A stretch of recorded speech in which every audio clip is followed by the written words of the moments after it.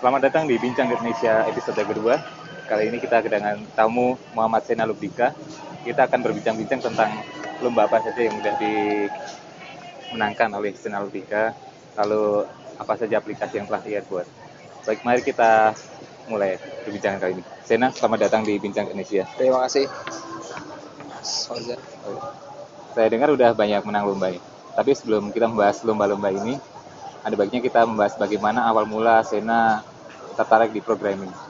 Oh, jadi kalau awalnya itu saya sebenarnya mikirnya itu bisnisnya aja. Jadi kayak lebih ke yang penting bisnis apa aja, yang penting jalan. Pertama saya nyobain makanan, jagung bakar. Tapi beberapa saat nggak berjalan bagus. Terus saya coba cari-cari alternatif lain, Bang. Saya balik ke jurusan kan sistem teknologi informasi. Jadi ya kita eksplor lagi lah aplikasi dunia-dunia startup. Ternyata asik gitu, pengen dicobain. Nah, maka saya sama beberapa kawan itu, saya ngajak beberapa kawan. Awalnya tuh berlima, berenam. Tapi ada beberapa yang lepas untuk sekarang ya. Kita pertama kali itu bikin aplikasi namanya Darurat. Nah, Darurat tuh pengennya tuh startup langsung jadi gitu loh. Jadi kayak produk, terus diinvest orang atau gimana, terus nanti langsung jadi bagus. Tapi ternyata di Indonesia terutama tidak semudah itu. Jadi kita bikin si Meridian nama timnya ya. Itu tuh produk iya, project iya. Karena kalau di Indonesia project alur uangnya lebih jelas. Nah, itulah awalnya gimana. Pokoknya kalau saya sih sebenarnya pengennya bisnis. Entrepreneurship ya. Waktu awal pertama nyoba makanan kurang bagus. Makanan apa tuh? Jagung bakar. Jagung bakar. Terus kurang bagus.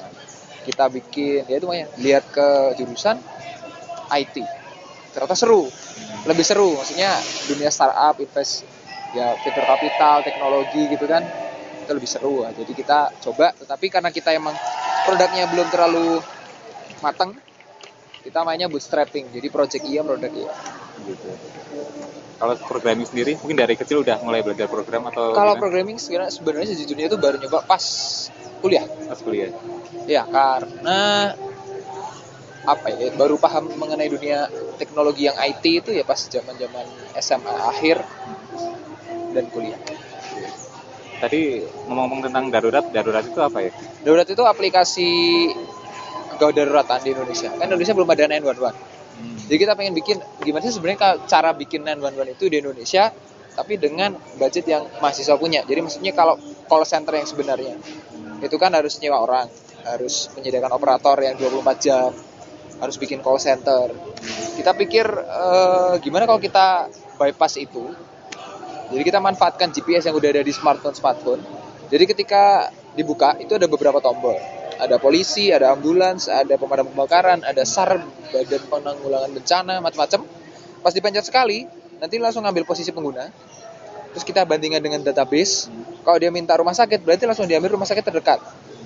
Nah, jadi maksud kita tuh kita membypass itu. Sehingga dengan ya biaya development kami yang minimalis ya cuma modal smartphone sama server, layanan yang mirip dengan 911 udah bisa dijual. Itu cara tahu posisi pengguna sama jarak terdekat itu pakai apa? Jadi nanti kan smartphone sekarang kebanyakan ada GPS-nya. Jadi diambil posisinya. Setelah diambil posisinya, nanti kita hitung, ada penghitungan jarak dari koordinat kan. Nah, dari situ setelah kita hitung jaraknya, kita bandingkan dari database mana aja yang paling dekat. Nah, yang terdekat itu langsung kita hubungkan. Jadi ketika kalau secara penggunaan buka, misalnya tekan polisi, nanti langsung dihubungkan dengan kantor polisi terdekat dari posisi sekarang, langsung ditelepon kan, jadi langsung bisa lihat. Selain polisi, ada apa lagi? Sementara ada 9. Polisi, pemadam kebakaran, ambulans, SAR, BPBD, BPOM, keluarga, dua lagi apa ya? Agak lupa. Kalau mau dicoba nanti di bit.ly/darurat app. bit.ly/darurat app. Nah itu kan tadi masih apa ya, kayak personal gitu, antara personal misalnya kita lagi ada kegiatan atau ada sesuatu gitu baru menghubungi. Nah misalnya kalau ini kan darurat, misalnya ada gempa di daerah atau apa bakal menimbulkan tsunami atau longsor gitu, bakal ada seperti itu. Itulah yang baru kita sadari ketika kita mengembangkan darurat. Pas awalnya kan kita hanya masalah dari masyarakat kontak ke instansi. Tapi setelah kita coba lihat-lihat, kalau dari itu aja itu pemasukannya itu agak sulit. Maksudnya cara revenue-nya itu susah. Setelah kita analisis lagi, kita cari-cari jalur yang lain. Ternyata kalau dari sistem disaster management Indonesia yang back end-nya istilahnya, jadi yang di instansi-instansinya, jadi bagaimana cara kayak comment center-nya itu, jadi tahu bakal ada gempa, terus bagaimana menerima laporan yang terintegrasi, itu belum ada. Dan itu menurut kami sementara ini itu lebih mungkin. Jadi kalau Indonesia belum ada. Terus dulu itu saya pernah menang lomba lewat darurat ini. Ya, ada beberapa kali kita ada lolos program kreativitas mahasiswa. Terus kita masuk ke Badan Penanggulangan Bencana Daerah Jakarta itu bikin lomba namanya Smart Disaster Hackathon. Itu ada 2. Yang pertama tuh hackathon, beneran hackathon. Jadi disuruh membuat suatu program dengan spesifikasi tertentu. Satu lagi adalah bidang inovasi. Jadi kalian udah bikin apa, inovasi tertentu di bidang kebencanaan, ajukan ke lomba ini. Nah, alhamdulillah kami juara 1 waktu itu untuk si darurat dalam bidang inovasi. Jadi sebelumnya udah ada darurat dulu baru diajuin. Iya, kita emang stylenya tuh pengen bikin baru masukin lomba. Gitu. Terus selain kan tadi apa ya? Kalau lihat darurat itu kan mungkin ya butuh tapi ya nggak selalu gitu. Kayak kalau misalnya WhatsApp atau aplikasi-aplikasi itu kan mungkin cara dapat misalnya uangnya atau monetisasinya itu lebih mudah. Gitu. Iya. Nah itu ke depan bakal gimana? Maka kami monetisasinya lebih ke back end-nya, jadi maksudnya lebih ke yang dipakai oleh instansi. Kan sekarang kita lebih melayani ke pengguna, masyarakat umum. Tapi itu agak susah dari segi monetisasinya, maka kita coba tembak ke yang back end. Jadi bagaimana ada sistem untuk menerima laporan, untuk mengatur inventory, untuk mengatur posko-posko pengungsian gitu-gitu. Bakal nanti ada terintegrasi gitu ya? Ya, terintegrasi. Kita pengen integrasinya itu, karena kalau masing-masing sendiri itu bisa aja masing-masing bikin. Polisi bikin, kan polisi juga ada ini ya, call center-nya 110, terus apa lagi ya? Pemadam kebakaran ada, tapi itu pun tidak di semua tempat. Polisi di semua tempat, pemadam kebakaran enggak. Jadi kan susah. Nah, kita pengennya tuh integrasi, benar-benar integrasi. Udah diajuin ke mana? Nah, kita sekarang sudah mengembangkan dan pengen dicoba kepada kabupaten kota gitu-gitu. Udah ada daerah yang didekatin gitu? Kemarin tuh ada yang kita lagi ada kontak, tapi belum kita kontak secara serius. Jadi kayak dulu ada Lampung sempat berminat, tapi itu belum di follow up terlalu full ya. Jadi kita masih pengembangannya juga belum terlalu bagus, mending kita ngembangin dulu. Itu yang menarik sekali. Terus kemarin baru-baru ini kayaknya bulan Januari menang lomba lagi ya? Iya, alhamdulillah. Iya. Apa itu yang? Kalau yang bulan Januari ini dari Best Apps ID, itu acaranya Telkom. Kita bikin aplikasi baru, namanya Parkir, tapi tulisannya PARQUER.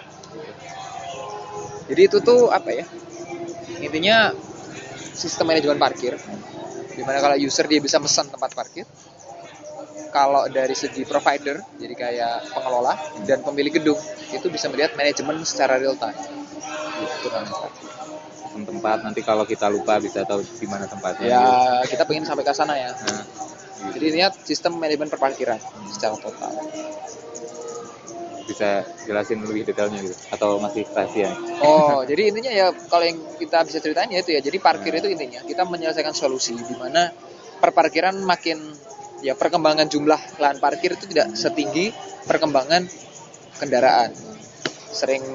Mungkin sering dengan berita tentang ada yang macet, ada yang penuhan, ada yang susah keluar tempat parkirnya. Ya, kita melihat masalah itu dan kita merasa bahwa itu bisa diselesaikan. Nah, dengan parkir ini kita pengen proses keluar masuknya lebih cepat.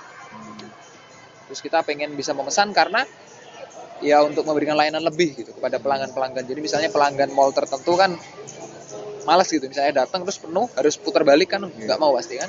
Ya kita memberikan fasilitas. Gimana dia bisa melihat, oh ini penuh apa enggak nih? Kalau penuh saya nggak pesan kan. Kalau penuh saya mungkin cari parkir yang lain sekitar situ. Kalau nggak penuh, biar pas saya datang itu tetap nggak penuh, saya pesan duluan. Gitu. Dengan tarif yang lebih mahal gitu ya? Ya, ada fee-nya. Jadi ada kayak fee-nya. Ya, ada fee. Itu rencananya bakal ke mall-mall gitu? Ke intinya ya parkir-parkir yang biasanya penuh-penuh ya, kayak mall, hotel, mungkin univ-univ. hal semacam itu. Jadi kan kalau tadi bilangnya dari Telkom Indonesia. Lombanya Telkom Nah. Indonesia besar saya. Terus apa Indigo itu juga? Kalau Indigo-nya itu kan yang inkubasinya dari Nah, Telkom. gitu. Kemarin ini sebenarnya terpisah. Tapi para peserta lomba yang sudah masuk finalis itu disarankan untuk masuk ke Indigo. Bakal diapain di situ? Kalau di Indigo tuh nanti bakal di mentorship, terus dikasih dana, dikasih link, dikasih apa ya resource-nya Telkom sehingga nanti bisa berkembang lebih cepat biar akselerasi Lebih cepat gitu. Jadi bakal mentor dari pengusaha yang udah sukses. ya. Dari nanti Telkom yang ngasih linknya, ada mentornya, ada guest lecture-nya. Jadi nggak terhenti di lomba. Biasanya kan kalau di kayak bisnis plan itu lomba menang, habis lomba udah nggak ada kabarnya kadang-kadang. Ya, kalau kita pengennya tuh justru karena kita menang lomba bisnis berarti bisnis ini cukup baik gitu. Harus diteruskan. Terus ya? Percuma kalau misalnya kita cuma menang, karena lomba kan nggak selalu. Yang namanya bisnis kan harus sustainable. Nah, kita pengennya ini benar-benar kita jadiin. Dalam tadi udah menang lomba, terus bikin aplikasi, ke depan bakal punya usaha sendiri dari atau mau bikin startup. Tadi si Meridian itu adalah startup yang udah kita mulai dari sekarang. Jadi emang si Darurat sama si Parkir ini adalah produk dari Meridian. Tapi luar itu pun Meridian juga kan masih bootstrapping. Jadi kita menerima project. Ya itulah si startup ini yang akan kita dorong si Meridian. Saya ada beberapa teman juga, Akbar, Kurniawan, Bintang, Udi. Berapa orang? Sementara berlima. Selain aplikasi ada usaha lainnya selain itu? Kalau dari saya sendiri, ya sampingan kadang-kadang cuma ngajar, kadang-kadang apa lagi? Bikin website ya? Nah, itu masuk, kalau bikin website itu masuk ke Meridian. Karena kita memegang ambil project. Jadi kita langsung masukin ke Meridian buat naikin nama, nambah portofolio gitu. Soalnya di webnya Meridian itu kan dari apa ya, Akala Group ya. Ya, Akala Group itu kalau saya lihat di websitenya ada apa ya, pengolahan sampah atau apa gitu. Oh ya, kita pengennya ada bikin itu juga, tapi itu sedang di hold dulu. Jadi ntar bakal masuk ke semua bidang gitu. Iya, Acala itu sebenarnya adalah ya ceritanya itu kan pengennya banyak gitu, macam-macam. Rencana ke depan? Rencana ke depan pertama kita fokus di Meridian dulu kelihatannya. Jadi biar ada fondasi dengan produk-produk yang ya sudah mendapatkan prestasi kan ya. Kita pengen mengolah lagi lebih jauh sehingga produk ini bukan cuma menang lomba, tapi benar-benar menjadi bisnis yang ya sustainable. Nah, untuk mengembangkan itu kita butuh biaya, maka kita terima project, kita bootstrapping istilahnya kan. Ketika nanti udah cukup stabil atau apa ya kita sambil, mungkin kalau dari saya sendiri coba usaha yang lain apa gitu. Untuk sekarang kita masih fokus di sini. Kalau misalnya di kayak Silicon Valley gitu kan biasanya ada investor itu. Kalau udah ada tertarik yang masuk. Kita sendiri itu belum tertarik untuk menawarkan ya, dan pun ada yang menawarkan ke kita belum, kita masih akan memikirkan dulu. Entah dari kitanya sih sebenarnya pengennya kalau bisa ya bootstrapping aja, tapi entahlah nanti bagaimana perkembangannya. Visi ke depan, visi hidup Sena ke depan bakal seperti apa? Kalau dari visi saya sendiri ya, jadi itu ya entah kenapa tuh hari-hari ini saya ya mulai dari SMA akhir sih. Pokoknya itu pengen jadi pengusaha. Nah, ketika diolah-olah lagi, kenapa menjadi pengusaha? Karena tuh apa ya, saya pengen ya memberikan solusi kepada berbagai macam masalah, dan pengen gini. Kan orang-orang itu sering banget ya, mungkin di kawan-kawan kita sendiri yang di ITB juga ada yang kayak merasa entah salah jurusan, hilang tujuan, karena mereka nggak nemu ya bahasa kerennya yang biasa dibikin pakai itu passion. Saya tuh pengennya tuh kalau misalnya ada orang pengen melakukan sesuatu karena suka, karena hobi, ya sebisa mungkin kita memberikan fasilitas sehingga orang itu akan melakukan hal tersebut tanpa perlu khawatir masalah pemasukan, tanpa perlu khawatir masalah di mana nafkah saya. Ya nanti si ya Acala tadi itu yang akan menyediakan gitu lah kan. Jadi tujuannya ada banyak bidang usaha agar bisa mewadahi berbagai macam karakter orang. Ada orang suka IT, kita masukin Meridian. Ini jangan khawatir, IT bakal bagus, kita bakal memastikan hidupmu tuh enak. Terus yang lain misalnya di yang sampah tadi, orang-orang yang sangat cinta lingkungan, yang apa, tapi mereka jurusannya mungkin beda, atau mereka baru sadar bahwa mereka tuh suka yang kayak gini tapi bingung emang kalau kayak gini ada duitnya. Nah, jangan sampai orang itu mikir kayak gitu. Visi kalau dari saya sendiri adalah asal passion itu digejar sepenuh hati, sebenarnya pasti ada jalan untuk mendapatkan nafkah. Nah, untuk memudahkan itu, maka dibuatlah berbagai macam bisnis di mana ya saya ingin membantu agar orang itu tuh memiliki wadah, sehingga tidak memilih suatu pekerjaan karena wah hobiku tuh nggak ada duitnya. Pasti sebenarnya itu ada pasti. Kayak orang suka desain tapi terdampar di jurusan yang nggak nyambung sama desain, atau orang yang suka musik tapi sehari-harinya itu ya cuma bisa ngeband sebulan sekali, kan sangat disayangkan gitu. Nah, kita tuh pengennya kalau ada yang kayak gitu yang memang bagus dan memang talentanya hebat, jangan sampai dia menghilangkan talenta itu hanya karena talentaku ini nggak ada uangnya. Ya pasti ada, kita kasih solusi itu. Kalau selama ini Sena bisa dapat semangat gitu dari mana? Lagi pula ini kan sekarang ITB dengan rektor yang baru itu kan bakal nyiptain kampus entrepreneurial gitu ya. Kalau yang Sena rasakan sendiri, lingkungan entrepreneurial di daerah kampus atau sekitar Sena gimana? Kalau dari saya sendiri, kalau dari segi kampus ITB tidak ada hal yang signifikan ya, maksudnya mendukung enggak, menghambat juga enggak terlalu, ya menghambat sedikit mungkin lebih dari segi kesibukan kuliah ya. Tapi ya tugasnya banyak, terus ya ujian-ujiannya menegangkan, terus dosen-dosennya gitu-gitu. Tapi kalau dari segi dukungan gitu nggak ada yang spesifik kalau dari kampus. Justru anak-anaknya sendiri yang inisiatif untuk ya kumpul-kumpul anak-anak yang suka bisnis. Bahkan kan ada grup namanya ITB Business Club, di Line ada, terus kadang-kadang Kopi Darat. Jadi lebih ke kalau dari inisiatif anak-anaknya sendiri tuh tinggi, cuma fasilitas dari kampus ya biasa aja ya mungkin biasanya. Mendukung enggak, menghambat juga enggak terlalu. Ya kalau misalnya memang konsepnya Pak Kadarsyah sebagai rektor baru seperti itu ya saya dukung. Tapi kan juga baru dilantik ya, maksudnya nggak bisa ditagih-tagih juga, ya nunggu proses. Kalau dari ITB sebenarnya banyak banget yang pengen entrepreneurship menurut saya, tapi yang benar-benar totalitas di situ karena keadaan gitu. Karena keadaan biasanya harus ya cuma coba-coba selama tingkat 2, tingkat 3, terus begitu sampai tingkat 4, tekanan dari finansial, tekanan orang tua, atau ya fakta realitas kalau apa yang pengen tak lakuin atau usaha ini tuh belum kelihatan nih, tapi udah mau lulus. Kan biasanya kalau lulus sewajarnya udah lepas dari orang tua kan ya. Jadi kayak itu yang harus dipikirkan. Kalau dari saya sendiri itu justru jadi semangat.